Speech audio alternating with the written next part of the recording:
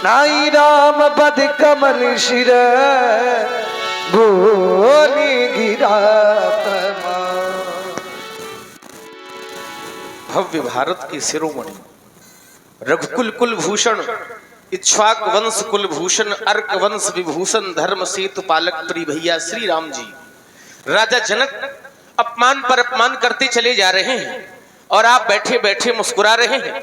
निश्चित रूप से यह मधुरी मुस्कान आपके स्वभाव के अनुकूल है, किंतु प्रभु राजा जनक के द्वारा कहा एक एक शब्द, एक एक अक्षर, एक एक गद्य, एक एक वर्ण, एक एक वाक्य, एक एक पंक्ति लक्ष्मण के हृदय को विदीर्ण करती चली जा रही है। कारण जनक कहते हैं कि धरती पर कोई वीर शेष नहीं रह गया है। अब जनिको माखे फटमानी तो वीर विहीन मही मैं जानी तजऊ आस निज निज गिरहि जाहू और लिखा न विधि वैदेही विवाहु।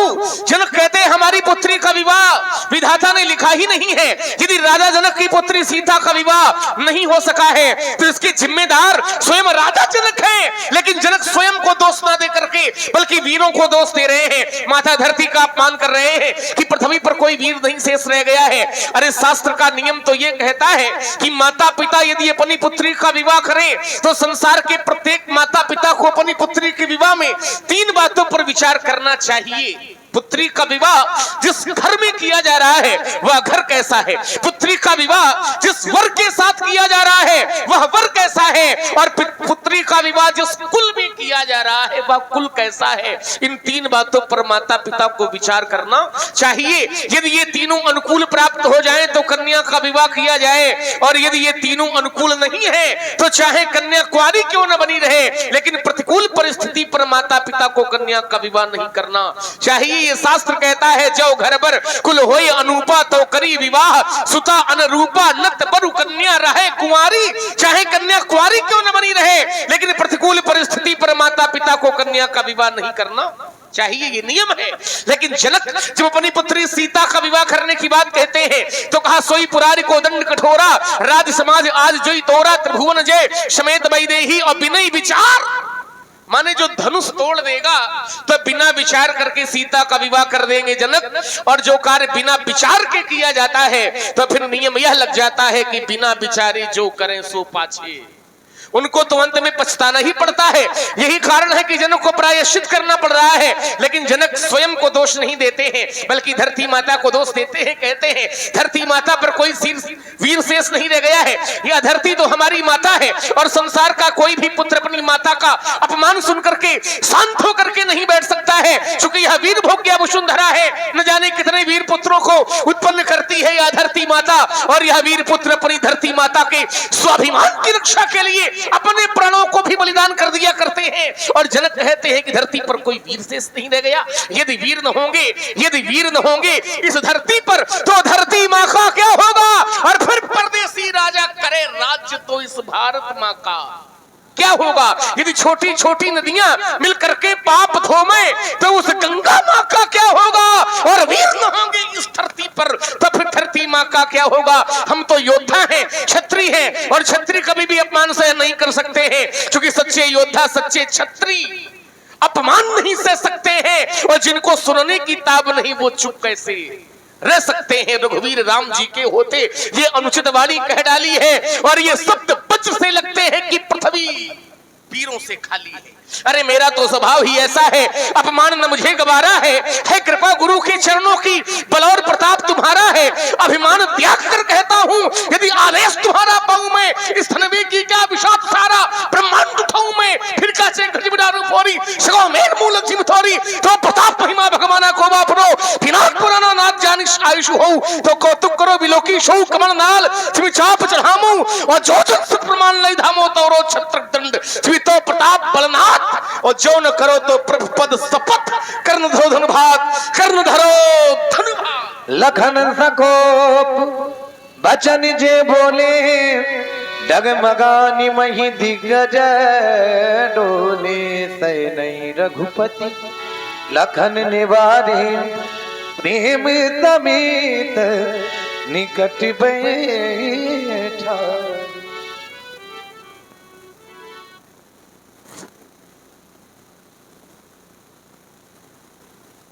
शांत हो जाओ भैया, इतना क्रोध करना अनुचित है। क्रोध करने से सदैव हानि होती है, क्रोध करने से कभी लाभ नहीं होता। अस्तु भैया, जो तुम कह रहे हो तौरो छत्रक दंडजिम तब प्रताप बलनाथ जो न करो प्रभुवत शपथ कर ना धरो धनुहा। यह कार्य भी पूर्ण हो जाएगा जब हमारे श्री गुरुदेव भगवान हमें आदेशित करेंगे, तो यह कार्य अवश्य संपूर्ण हो जाएगा। तब तक के लिए शांत हो जाओ भैया, शांत होकर के बैठो। शांत हो जाबो भैया तजो क्रोध को, क्रोध में इस समय वो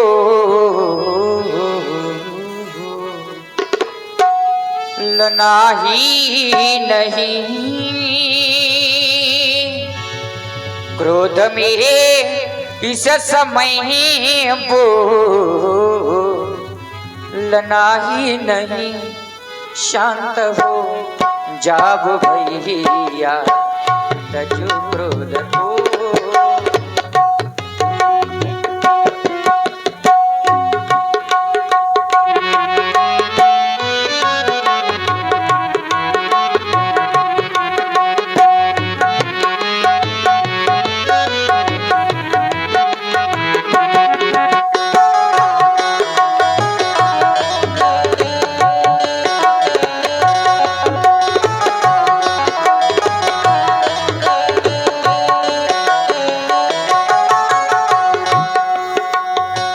शयन नहीं करना है, अब जो होने वाला है वह तुमको देखना है भैया।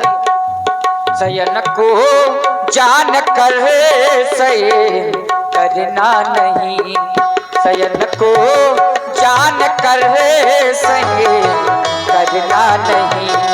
शान रहना लखन बोलना ही नहीं, शान रहना लखन बोलना ही नहीं।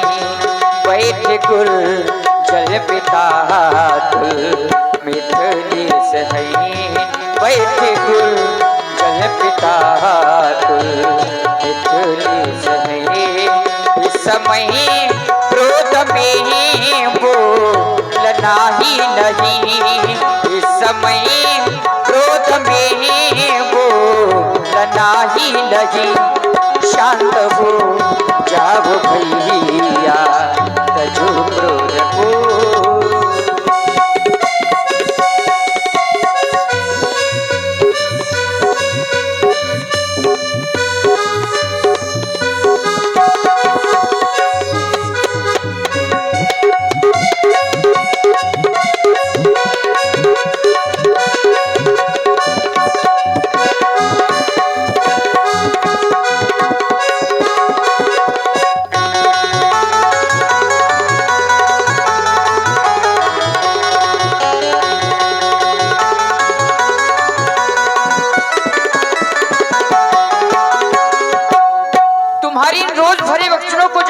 सुनती है लक्ष्मण, या तो सारा संसार जानता है कि माँ का हृदय कितना कोमल होता है।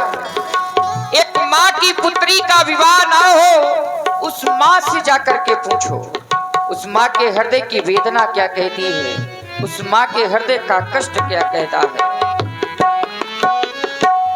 माँ सुनैना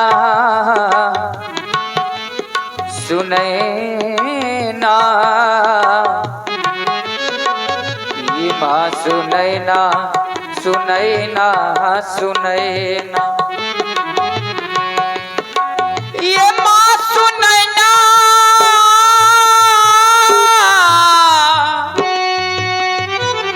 सुनैना,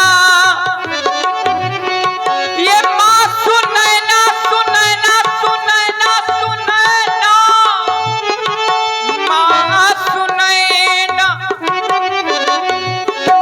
सुनैना सुनैना सुनैना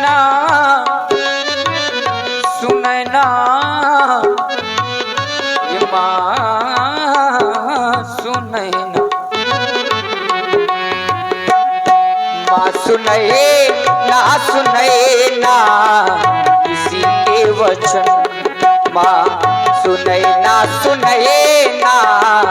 किसी के वचन। मिथिला वासी सभी है दुखारी ललल, मिथिला वासी सभी है दुखारी ललल। ना रही कुंवारी कुंवर जानकी, ना रहे कुंवारी कुंवर जानकी। जानकी जान से है प्यारी ललल, जानकी जान से है प्यारी ललल। शांत हो जाओ भैया तजो क्रोध को, क्रोध में इस समय